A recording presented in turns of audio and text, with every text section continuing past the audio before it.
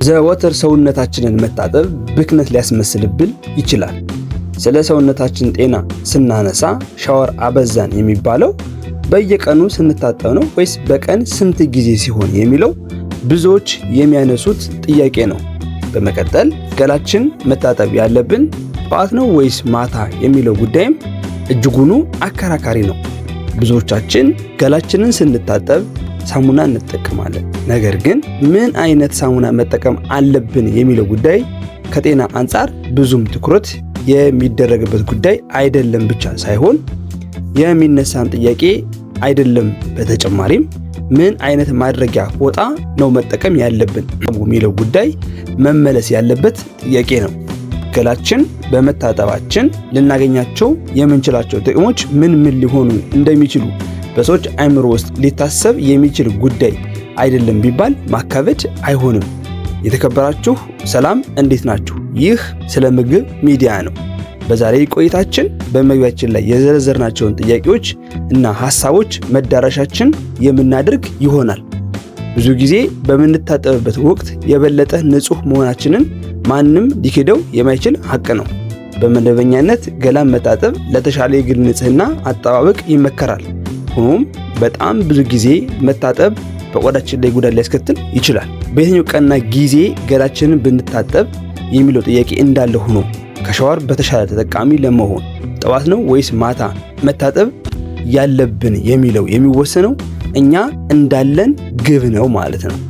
ብዙዎች ጠዋት እንቅልፍ የተጫጫነው ሰውነታቸውን ለማነቃቃት ሰውነታቸውን ይታጠባሉ። ቢያንስ ለ10 ደቂቃ መታጠብ አካልን እንደሚያነቃቃ የሚያምኑ ጥቂት አይደሉም። ቀናቸውን ሻወር ወስደው መጀመር ከሚፈልጉ ሰዎች በተቃራኒው ያሉት ደግሞ የቀንን ድካም ለማስወገድ ማታ ሰውነታቸውን የሚታጠቡ ናቸው። ቆንጆ እንቅልፍ ለመተኛትና በድካም የዛለ አካልን ዘና ለማድረግ ምሽት ላይ ሰውነታቸውን ይታጠባሉ።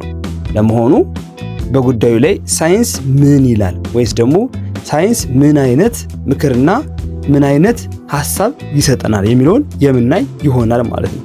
ለጤናችንስ የሚጠቅመው በየትኛው የቀኑ ክፍለ ጊዜ ላይ ሻወር ብንወስድ ወይም ደግሞ ገላችንን ብንታጠብ ነው የሚለው ነገርም አንዱ የምናየው የጥያቄው ክፍል ነው ማለት ነው። ሰውነትን መታጠብ አቧራ፣ ላብ፣ ሌላም ከቆዳችን ያስወግዳል። ቀኑን ሙሉ ሰውነታችንን አቧራን ጨምሮ ለተለያዩ በካይ ነገሮች ይጋለጣል። ከመኝታ በፊት ሰውነታችንን ካልታጠብን እነዚህ ሁሉ በካዮች ወደ አልጋችን ይዘን እንገባለን። ቆዳችን ላይ 1 ስኩዌር ሴንቲሜትር ወስደን በማጉያ መነጽር ብንመለከተው ከ10,000 እስከ 1 ሚሊዮን ባክቴሪያዎች እናገኛለን። ላብ ከሚያመነጨው የሰውነት ክፍል ቅባት በማግኘት ሕይወታቸውን ይገፋሉ። ጠረን ያለው ከሰውነት የሚመነጭ ላብ ሳይሆን እንደ ስታፊሎከስ ያሉ ባክቴሪያዎች ሲከማቹ የሚፈጥሩት ሽታ ነው። ይህንን እውነት ከግምት በማስገባት ምሽት ላይ ሰውነትን መታጠብ ጥሩ አማራጭ ቢመስልም ነገሩ ያን ያህል ቀላል አይደለም። በዩኒቨርሲቲ ኦፍ ሌስተር የሚያስተምሩ ማይክሮባዮሎጂስቶች እንደገለጹት ማታ ሰውነታችን ታጥበን ስንተኛ አካላችን እንደታደሰ ቢሰማንም ሌሊት ላይ ያልበናል አሉ። ቀዝቃዛ አየር ቢኖርም እንኳ ከሰውነት ላብ መመንጨቱ አይቀርም። ከሰውነት ከሚወጣው ወደ 50,000 የሚጠጋ የቆዳ ህዋስ ጋር ላብ ሲደባለቅ ለባክቴሪያ ምቹ ሁኔታ ይፈጥራል። በቆዳ ላይ ያለው ባክቴሪያ ሊመገበው የሚችለው ይሄንን ነው። ስለዚህ ማታ ሻወር ወስደን ብንተኛም ጠዋት ስንነሳ አልቦን ነው የምንነቀው ይላሉ ባለሙያዎቹ ማለት ነው። ምሽት ላይ መታጠብ ጠቀሜታው የሚጎለው አንሶላችንን አዘውትረን የምናጥበው ከሆነ ነው። ባክቴሪያ አንሶላ፣ አልጋ ልብስና የትራስ ልብስ ላይ ለሳምንታት መኖር ይችላል። የትራስ ልብስ ላይ ፈንጋይ የመሰሉ ነፍሳት ዘለግ ላለ ጊዜ መቆየት ይችላሉ። ብዙሃኑ በእነዚህ ነፍሳት ጉዳት ላይደርስባቸው ይችላል። ሆኖም ግን 76% የሚሆኑ ብርቱ የአስም ህመም ያለባቸው ሰዎች የፈንጋይ አለርጂ አለባቸው። አስፔርጊለስ ፋሚጉቱስ የተባለው የፈንገስ አይነት በተለይ የሳምባ ነቀርሳና ከማጤስ ጋር የተያያዘ በሽታ ያለባቸው ሰዎች ለሳምባ ህመም ያጋልጣል። በዩኒቨርሲቲ ኦፍ ሁል የሚያስተምሩት አንድ ተመራማሪ እንደሚሉት አዘውትሮ ምሽት ላይ ሰውነትን ከመታጠብ ይልቅ አንሶላውን ንጹህ ማድረግ የተሻለ ጠቀሜታ አለው። ማታ ሰውነታችን ታጥበን አንሶላችንን 1 ወር የምንተኛበት ከሆነ ባክቴሪያ መሰብሰቡ አይቀርም ይላሉ። የፖላን አለርጂ ያለባቸው ሰዎች አንሶላቸውን የማያጥቡ ከሆነ ህመማቸው ይበባሳል። ቆሻሻ ልብስ ለብሶ መተኛትም የቆዳ ኢንፌክሽን ያስከትላል። ማታ ሰውነታቸውን የሚታጠቡ ሰዎች የተሻለ እንቅልፍ እንደሚያገኙ ይናገራሉ። 13 ጥናቶች ላይ የተደረገ ዳሰሳ እንደሚያሳየው ለ10 ደቂቃ ሻወር መውሰድ በቶሎ ለመተኛት ይረዳል። ሰውነትን አሙቆ ከዚያም ማቀዝቀዝ የእንቅልፍ ሰዓት መድረሱን ለሰውነት መልእክት ማስተላለፊያ መንገድ ነው።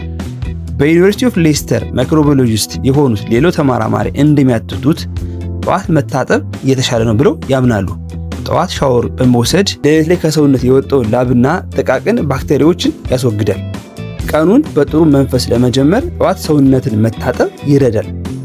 በዩኒቨርሲቲ ኦፍ ሁል የሚያስተምሩት መምህርና ተመራማሪ በበኩላቸው በቀን አንድ ጊዜ ብቻ ሰውነታችንን የምንታጠብ ከሆነ ጠዋትም ብንታጠብ ማታም ብንታጠብ ለውጥ አይኖረውም ይላሉ።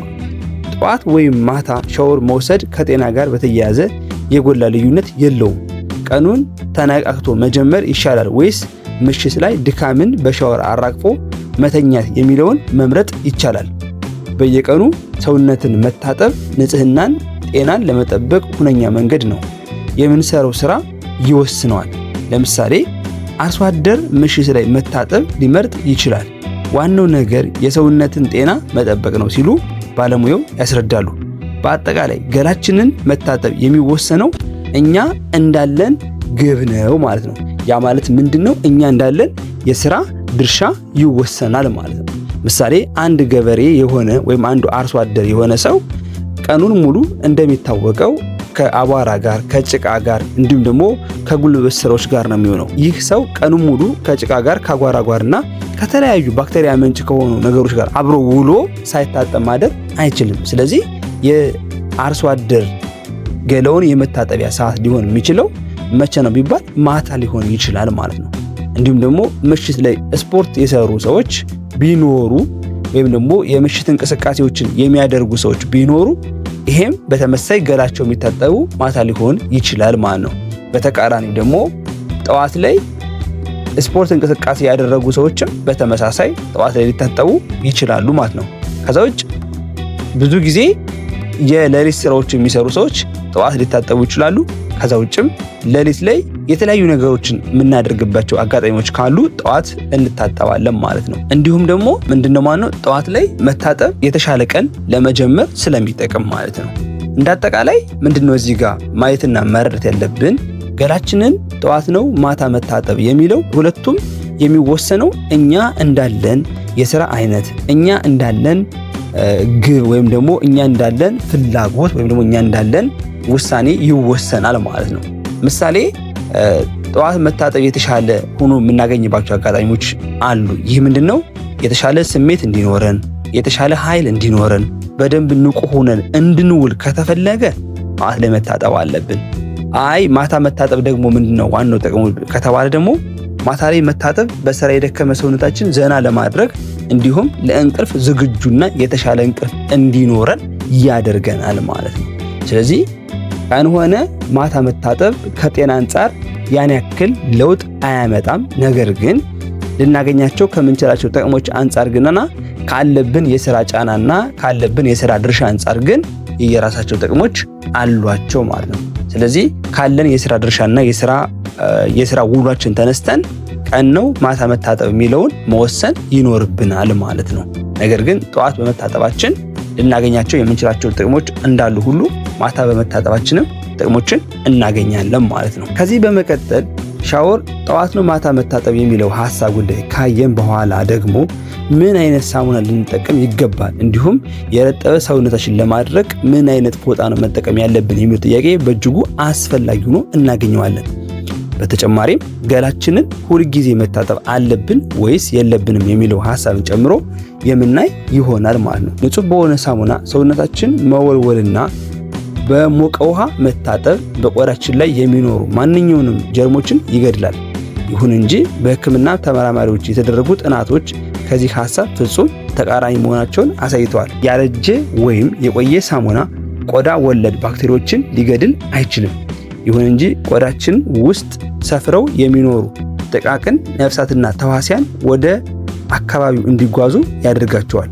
በዚህም ምክንያት የቀዶ ጥገና ባለሙያዎችና ህመምተኞች ወደ ምርምር ክፍል ከመግባታቸው ከመቀጽበት በፊት ሰውነታቸውን ከመታጠብ ይከላከላሉ። ያም ሆኖ በመደበኛነት ገላን መታጠብ ለተሻለ የግል ንጽህና አጠባበቅ ይመከራል። ሆኖም በጣም ብዙ ጊዜ መታጠብ በቆዳችን ላይ ጉዳት ሊያስከትል ይችላል። የቆዳችንን የላይኛው ክፍል ማለትም ስትራተም ኮርኒያ ወይም እሾሃማ ንብርብር ተብሎ የሚጠራውን ክፍል ከደረቅና ከሞቱ የቆዳ ሴሎች የሚሰራ ክፍል ነው። እነዚህ የቆዳ ሴሎች በቆዳችን ስር ለሚገኙ ህይወት ላላቸውና ጤናማ ሴሎች ጥበቃ ይሰጣሉ። የሆርኒ ንብርብር ወይም ሆርኒ ላየር ከሞቱ የቆዳ ህዋሳት ዴድ ስኪን ሴልስ የተለየ ነው። በቆዳችን ውስጥ እርጥበትን ጠብቆ ለማቆየት የሚረዳ ቅባት ንጥረ ነገሮችን ወይም ሊፒድስ አንድ ላይ የተያያዘ ነው። በማንኛውም ሰዓት ገላችን በምንታጠብበት ወቅት በተለይም በሞቃት ወቅት በሳሙና ወይም በመታጠቢያ ልብስ ወይም ሉዋፍ ሰውነታችን መፈግፈግ የቆዳችንን ሆርኒ ንብርብር አንድነትና ጥንካሬ እየጎዳ መሆኑን ልብ ልንል ይገባል ማለት ነው። ሳሙናና ሙቅ ውሃ በቆዳችን ላይ የሚገኙ ቅባቶችን ያሟሟሉ። እንዲሁም ሰውነትን መፈግፈግ ዓላማው ሂደቱን ማፋጠን ብቻ ነው። ይህ አይነት ጉዳት በተለይም ለብዙ ጊዜ ገላችን በምንታጠብበት ወቅት ይከሰታል። በዚህም ምክንያት ቆዳችን የተፈጥሮ ዘይት በማምረት ራሱን እንዳያድስ ያደርገዋል። በተጨማሪም ሰውነታችንን በምንፈገፍግበት ጊዜ የቆዳችንን ሆርኒ ንብርብር ሊወገድ ይችላል። ይህም በቀላሉ የሚጎዱ የቆዳ ሴሎች ለጉዳት እንዲጋለጡ ያደርጋቸዋል። በጣም በተደጋጋሚ ጊዜ ገላን መታጠብ በአጠቃላይ የሚያስከትለው ጉዳት ደረቅ፣ የተጎዳ እና የተሰነጠቀ ቆዳ እንዲኖረን ያደርጋል ማለት ነው። ብዙ ጊዜ ከመታጠብ ጋር ተያያዥነት ያለው ሌላው ችግር ደግሞ ሰውነትን ለማድረቅ ፎጣ መጠቀም ነው።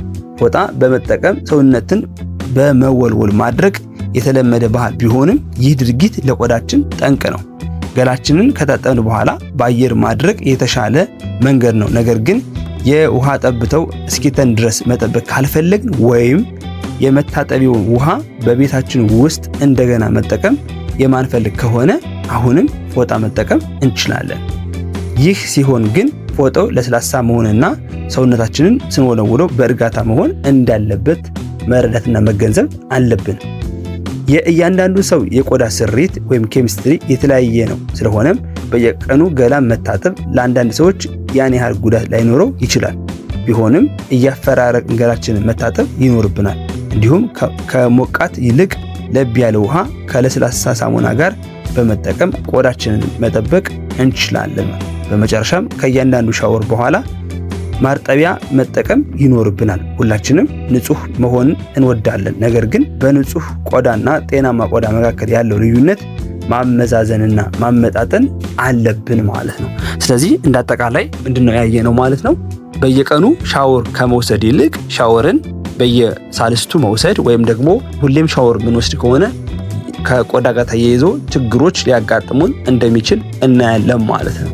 ስለዚህ የተሻለ የሚሆነው ሻወርን ሁሌ ከምንወስድ ይልቅ የተወሰኑ ክፍተት ጊዜዎችን እየሰጠን ሻወር ብንወስድ የተሻለ እንደሆነ እንዲሁም ደግሞ ሻወር በምንወስድበት ሰዓት ሻወር ወስደን ከጨረስን በኋላ ገላችንን ማድረቅ በምንፈልግበት ጊዜ ለስላሳ የሆኑ ፎጣዎችን መጠቀም እንዳለብን እንዲሁም በሻወር ሰዓት ደግሞ ለስላሳ የሆነ ሳሙና መጠቀም እንዳለብን እንዲሁም ደግሞ መጠቀም እንዳለብን ያየንበት ቆይታ ነበር ማለት ነው። ከዚህ በማስከተል ደግሞ አሁንም የምናየው ምንድነው ማለት ነው? ሻወር በመውሰዳችን ወይም ገላችን በመታጠባችን የምናገኛቸው ጥቅሞች ምንድናቸው ወይም ደግሞ የጤና በረከቶች ምንድናቸው የሚለውን እናያለን ማለት ነው። እንዳጠቃላይ አሁን እስካሁን ያየናቸው ምንድነው ማለት ነው? ጠዋት ወይስ ማታ ብንታጠብ የተሻለ ነው፣ እንዲሁም ደግሞ ሻወር በምን ያክል ጊዜ ልንወስድ እንችላለን የሚለውን አይተናል። ከእንዲሁም ደግሞ ገላችንን በመታጠባችን ምን ጥቅሞችን ልናገኝ እንችላለን የሚለውን ስናይ አንደኛ የጡንቻ ህመምን ይቀንሳል። በጡንቻዎች አካባቢ የሚሰማን ህመም ለመቀነስ በየቀኑ በሙቅ ውሃ መታጠብን መፍትሄ ነው። ይህ ልምምድ ጡንቻን ከቁርጥማቱ ዘና የሚያደርግ በቀላሉ እንዲተጣጠፍ ይረዳዋል። ይህም በተለይ ከምትታጠቡት አካላዊ እንቅስቃሴ ካደረጋችሁ በኋላ ከሆነ ነው። ሁለተኛ የስኳር መጠንን ይቀንሳል። አንድ ጥናት እንዳረጋገጠው በየቀኑ ገላን ለ1 ሰዓት ያህል በሞቀ ውሃ መታጠብ ለስኳር ህመምተኞች ደማቸው ውስጥ ያለውን የስኳር መጠን በ13% ይቀንሳል። የውሃ ሙቀት የደም ቧንቧን እንዲሰፋ እና የደም ፍሰቱን የተስተካከለ እንዲሆን ከማድረጉም በላይ በደማችን ውስጥ የሚገኘው የግሉኮስ መጠን የተስተካከለ ያደርገዋል። ሶስተኛ የሰውነት የበሽታ የመከላከል አቅም ይጨምራል። ቀዝቃዛ ሻወር በየቀኑ መውሰድ የደም ዝውውርን ከማነቃቃት ባለፈ ነጭ የደም ህዋስ በብዛት እንዲመረት አንዳንድ አነስተኛ ጉዳቶች ወይም ኢንፌክሽኖችን ለመዋጋት ይረዳል። በዚህም በበሽታ የመያዝ እድልን ማሳነስ ይቻላል። አራተኛ ጭንቀትን ይቀንሳል። አምስተኛ ጥሩ እንቅልፍ ለመተኛት ይረዳል። ስድስተኛ በሰውነት ውስጥ ያሉ አላስፈላጊ ነገሮችን ያስወግዳል። ሰባተኛ ድብርትን ይከላከላል። ስምንተኛ የአተነፋፈስ ስርዓትን ያስተካክላል። ዘጠነኛ ውብ እንድንሆን ያደርጋል። አስረኛ ዝቅተኛ የደም ዝውውርን ይጨምራል። የተከበራችሁ የስነ ምግብ ሚዲያ ቤተሰቦች እንዲሁም አድማጭ ተመልካቾቼ ቪዲዮዬን ካያችሁ በኋላ ከወደዳችሁት ላይክ፣ ሼር እንዲሁም ደግሞ ሳብስክራይብ በማድረግ እንድታበረታቱኝ እየጠየቅኩኝ ነገር ግን ቪዲዮን ካያችሁ በኋላ አስተያየት መስጠታችሁን እንዳትረሱ። እንዲሁም ደግሞ ማንሳትና መጠየቅ የምትፈልጉት ጥያቄ ካለ ጥያቄያችሁን በመልእክት ማስቀመጫ ውስጥ ማስቀመጥ ትችላላችሁ። የዛሬ ቆይታችን ይህን ይመስል ነበር። አብራችሁን ስለቆያችሁ እያመሰገንኩ በሌላ ቪዲዮ እስከምንገናኝ ሰላም ሁኑ።